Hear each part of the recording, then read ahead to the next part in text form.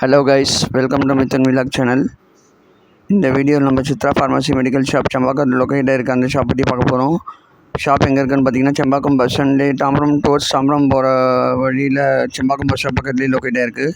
Main ரோட்டில் இருக்கிறதுனால உங்களுக்கு ட்ராவல் பண்ணுறதுக்கு கன்வீனியண்ட்டாக இருக்கும். ஸோ இவங்ககிட்ட பார்த்தீங்கன்னா சாக்லேட்ஸ், வாட்டர் பாட்டில்ஸ், மெடிசன்ஸ் எல்லாமே அவைலபிள் இருக்குது. ஷாப் ஓப்பனிங் டைம் பார்த்தீங்கன்னா மார்னிங் 8:30 நைட் 11:30 வரலாம். வீக்கெண்டும் அதே டைமிங் தான்.